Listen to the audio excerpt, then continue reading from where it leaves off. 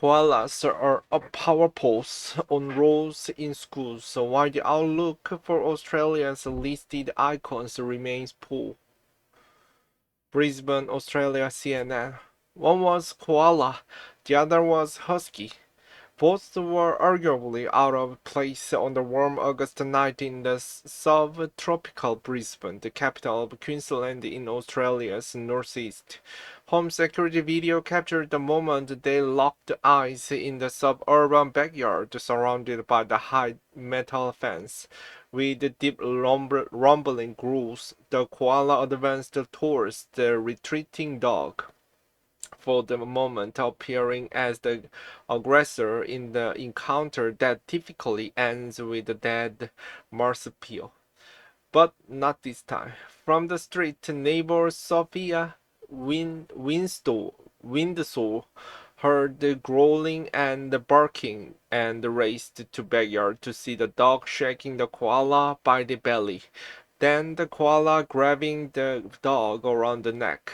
I wasn't even really think, and I just pried the koala off this poor dog, who was now yelping, and then kind of wrapped up the koala, then ran back out of front to the driveway where my daughter was waiting, said Windsor. And she's like, "You're carrying a wild koala." Sophie Windsor called for help after pulling the koala up a dock. The koala are very hard to see at night. They're gray fur blurs with the bitumen on dimly lit roads, and they move deceptively quickly for the marsupial, often seen languidly marching on leaves high in trees.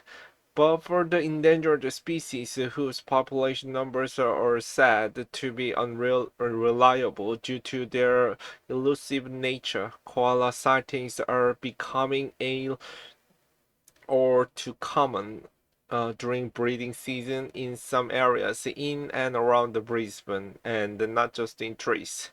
Day and night, they're spotted close to busy roads, on fences, up power poles, in backyards, near swimming pools, in schools, places they aren't safe. A koala is seen on top of a power pole in Talagindi, Brisbane, August 6, 2024.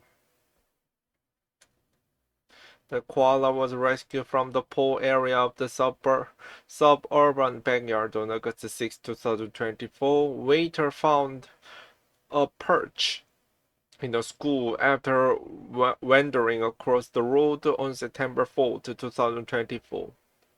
Some are on the ground, having been hit by cars or attacked by dogs. Others are clearly sick and with dirty eyes and behind telltale signs of chlamydia, an infectious disease that spreads quickly in stressed populations, and the koala in Queensland are stressed. Experts believe the population declines that saw them listed as endangered in 2022 have not reversed, and some fear that by the time Brisbane hosts the Olympic Games in 2032, the only koalas left in the world's koala capital will be in forest far outside the city. Two koalas tussle in Toohey Forest, Brisbane, June 5, 2024. Rescued twice in 24 hours. After Windsor grabbed the koala off the dog, she stood with the injured marsupial tucked under one arm and desperately pummeled with her phone to call for help. I was running on adrenaline. I actually paused as I was doing it and went, "Oh my god, they're really soft and cuddly like a really teddy bear." And that was with he was beating my hands. They have a really, really strong bite. She called it a friend who John Knight, a veteran koala rescuer from the United Kingdom who's caught more wild koalas than most Australians see in their lifetime. Knight 74 answers calls around the clock, jumping into a utility vehicle loaded with custom-made koala catching paraphernalia, traps, cages, warning signs, poles, net, and countless tools. John Knight saved this koala from the tree near a busy intersection September 3rd, 2024. He's responded to more than 100 emergencies in 2 months, twice as many as last year, which he puts down to two strong rainy seasons that had led to a koala boom in Brisbane's southern suburb. Knight says he's not sure how much longer he can keep doing this. His pension doesn't cover his rent and no one's paying for this service. However, before he had time to answer Wisdor's cries for help, she walked to nearby trees and released the koala. Big mistake. Koala has small brains that do cope well Dawn coped well with being shaken. The knight was concerned that after scoring 20 meters, 66 feet up to a tree, high on adrenaline, the koala might slowly deteriorate and die on the branch or be attacked against after climbing down. So an expert climber was called to catch it, but a rescue would have to wait until the morning. The climber Maury Chambers left considers his options to rescue the koala alongside Sophia Windsword. Maury Chambers stood on the street near passing traffic, observing the challenges that lay ahead of him. Everything, he nervously laughed. You've got power lines, which is no. For starters, the trees are interlocking, so he can jump from one tree to another. What about the height? Being higher than that, he said. Chambers from Koala Rescue Queensland has been climbing trees to catch koalas for 20 years. Now he received fewer calls for weeks, sometimes 5, sometimes none. We were losing them, so there's less cases, he said. Maury Chambers climbed the tree to retrieve Trent so they could receive medical care. Before long, Chambers inches his way up the tree, and after several harsh minutes from onlookers, he caught the koala in the net as he tried to jump between branches. Every koala transported to RSPCA Wildlife Hospital for medical help get a name and number tag. Windsore's finger bite wild koala was assigned number 1561 and called it Trent after a nearby street. Knight does not recommend people attempt to catch a koala, as Windsor found that they have a fearsome bite and sharp claws that can easily rip skin. Trent was treated for minor injuries from the dog attack.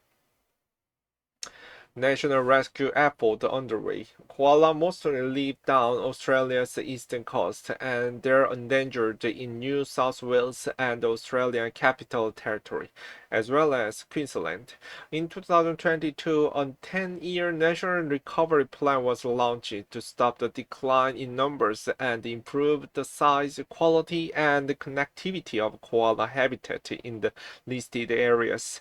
Millions of dollars have been spent on restoring koala habitat, but 2 years on, listed populations are still declining, and long-term survival prospects for wild koalas remained poor, according to an annual report released in May. The Queensland government had already introduced what it calls the strongest koala habitat protections ever seen in the state, with some payoff, according to a spokesperson for the Department of Environment, Science and Innovation called DESI. Koala population have stabilized in forests outside the cities, but not in the urban and semi-rural areas due to human activity and domestic dogs, the spokesperson said in a statement. In the last 6 years, the RSPCA's two wildlife hospitals in southeast Queensland have treated more than 5,000 diseased and injured koalas, with a euthanasia rate of 66%. Most don't make it. Veterinarian Tim Portas says the animals are put to sleep if they're unlikely to recover enough to survive on their own in the wild. I think within 20 or 30 years, if things don't change, they will be gone in southeast Queensland, Portas said. I often think, am I sitting here seeing the last of Queensland koalas filtering through as I walk with them? One of three subspecies, Queensland koala, are smaller and grayer than their southern cousins, and are kind often seen in photos with celebrities and foreign dignitaries. Japan's Naomi Osaka visited the Lone Pine Koala Sanctuary ahead of the Brisbane International Tennis Tournament in Brisbane on December 29, 2023. Habitat loss. As part of the National Recovery Plan, the federal government committed 76 million Australian dollars, $52 million to the Saving Koala Fund over 4 years to support the recovery and the long-term conservation of the koala and its habitat. The Queensland government added another 31 million Australian dollars, $21 million for koala conservation in its latest budget, and say that of more than 714,000 hectares of the mapped koala habitat in the southeast, about half is exempt for any type of development. Furthermore, the state has set an ambitious target to commence rehabilitation to restore 10,000 hectares of koala habitat in southeast Queensland by 2025, the spokesperson said in a statement.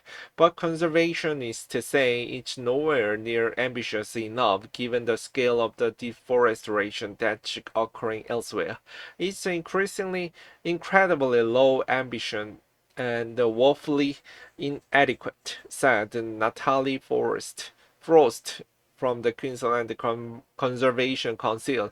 In Queensland, over 320,000 hectares of woody vegetation was cleared during the 2021 to 2022 financial year, according to government figures. Of that, 88% was cleared for pasture, mostly for cattle grazing, while 1% was for development. Deforestation in Wamulang, Queensland, filmed by Greenpeace on August 27, 2024. Greenpeace said most of the clearing required no permission. What we know from Queensland deforestation data is each year 70 to 80% of all deforestation requires no state level approval or oversight. On top of this, the majority of deforestation is never sent to the federal government for approval, said Gemma Pressman, senior campaigner at Greenpeace Australia Pacific. Assists would be horrified to know that we are bulldozing koala habitat at the rate that we are, she said. Most of the clearing was carried out in the Brigalow Belt, north of Brisbane, and Iramurga Lands to the southwest. areas identified as having the state's highest koala population estimate, according to the 2022 conservation advice. Climate change is also making the state's inland areas drier and hotter, depleting nutrients in the leaves that koala rely on to survive. A larval population modeling suggests that koala will be shifting eastward and southward, and so along the east coast, where we are getting increased pressures from urban development, said Frost. Koala habitat squeezed in cities. With a human population of 2.5 million, Brisbane is one of Australia's fastest growing capital cities. On the city's outskirts, land is being cleared for new housing development and amenities to service expanding suburbs.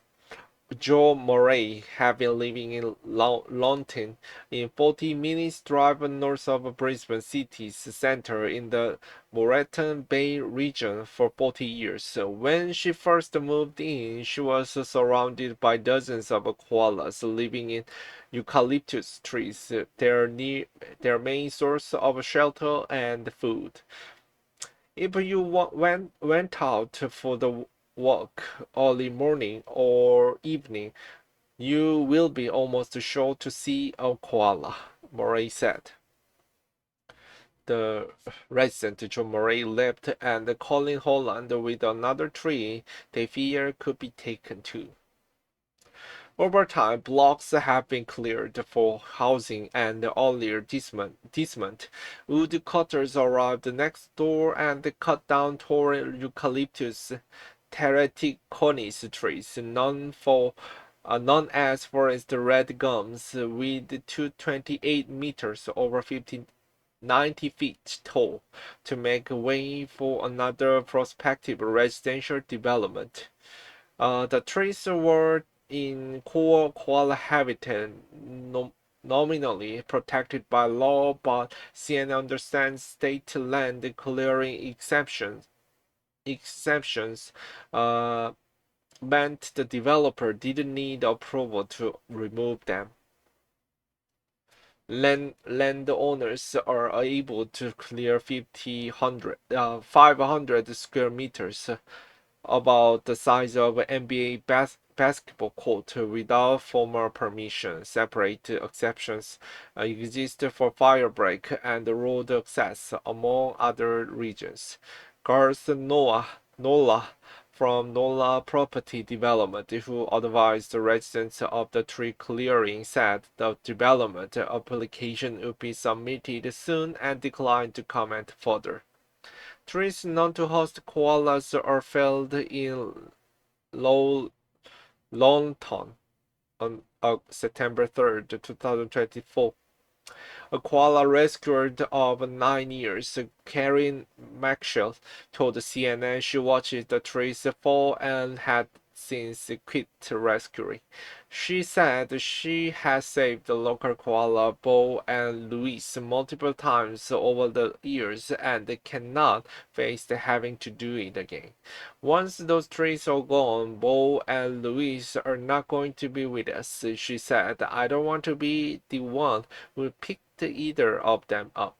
Months earlier, when Murray learned that the neighboring lot had been advertised for sale, she started the petition and wrote emails to the state government pleading for something to be done to protect the trees. Murray said the lack of response to her emails and the subsequent loss of trees has made her question Queensland's commitment to protecting urban koalas. If they are decided that they don't want koalas in urban areas and they're not prepared to protect them, then they should just tell us, she said. When asked about the Lawton trees, the state government referred CNN to Moreton Bay Council and said, we will work with the local government and take strong enforcement action where developers unlawfully clear non-koala habitat in the southeast. Moreton's Bay Council acknowledged CNN's request for comment but did not respond by the time of publication. However, correspondence between the state government's koala assessment and the compliance team and the resident seen by CNN suggested the council considered the clearing of the core koala habitat to be permitted under state exemptions.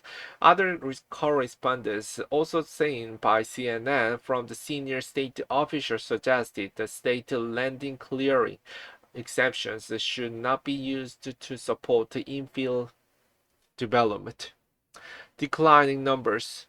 Most of the ambition for vast tracts of new koala habitat in New Queensland lies outside Brisbane's established near city suburbs, creating corridors within older residential areas requires much more inventive measures, according to Dr. Bill Ellis, an expert in koala ecology from the University of Queensland.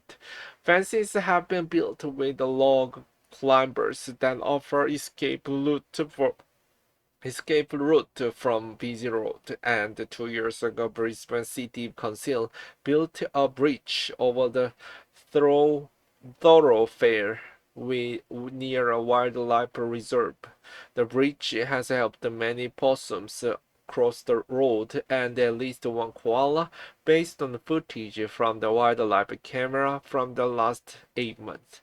Brisbane is the koala capital of the world, and we are committed to making sure it stays that way, Brisbane Lord Mayor Adrian Schreiner said in a statement. Wildlife cameras captured the koala crossing bridge over Boundary Road July 11, 2024. Ellis said the bridge is a promising start, but that some relatively dramatic interventions are required to ensure koala survive in suburban Brisbane. It may be that we need a whole lots of those bridges, and we've got a whole lots of movement. I'm not sure, she said. But the capacity to move koalas from the one side of the road to the other is not beyond us. It's just a question of wild power and money. He hoped that koala will survive in suburban Brisbane long enough for international visitors coming to the Olympics to see them in 2032. Either we change what we are doing in Southeast Queensland, or we're going to be sending people well out of the city and well out of our suburbs in order for them to see a koala, he said. And I think that's be pretty sad. Brisbane City Council erects signs that during koala breeding season to warn drivers to slow down. Trent's second chance. In some ways, Trent was lucky. The husky who shook him was the present pet called 99, who at 12 years old was not a nature predator for a lost koala. According to a vet note, Trent suffered superficial wounds to his chin, some chest trauma, and mild abdominal bleeding. Stress attributing to hospital environment, ready to go back out there, the note added. So 5 days after the dog attack, Knight chose the tree several meters up the track on Mount Gravatt Outlook Reserve in Brisbane's southern suburb, where Trent could feel more at home. Rescuers carried Trent in the cage before he released at Mount Gravatt Outlook Reserve, August 21st, 2024. He was accompanied by some members of the electric and the growing team of volunteers who come together when called in to hold the torch, carry a net or tree seat, sometimes through the night, to stop koalas from wandering into traffic. The group includes the midwife, includes the midwife, tattoo artist, public servant, automotive spray painters, students, speech pathology, software engineer, and at least one retiree, all local residents who are desperately concerned for the welfare of the Australian national icon.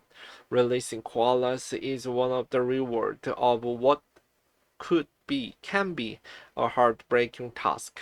So far this year, they've counted at least 52 dead koalas within a 6-kilometer radius of the nearby Whitetasso Hill Reserve. Another 26 are assumed to have been euthanized by wildlife vets due to injury, having received a tetanus shot for her koala bite, a rare injury even in Australia. Windsor watches as night opened the cage and Trench bounded up a tree. Trench was released in nearby bushland 5 days after the attack. That was amazing. That was worth every bite 1,000 times, Windsor said. Knight reckons he saved thousands of koalas during his 10 years of service.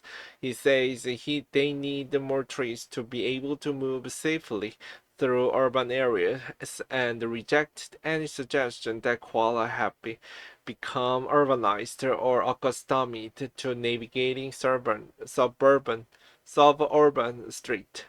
They're frightened, they're lost, she said. If they're urbanized, they would be running into a trap, they would be turning up in backyard, they would be falling into swimming pools. They're not urbanized at all, he said. They are looking for somewhere to live.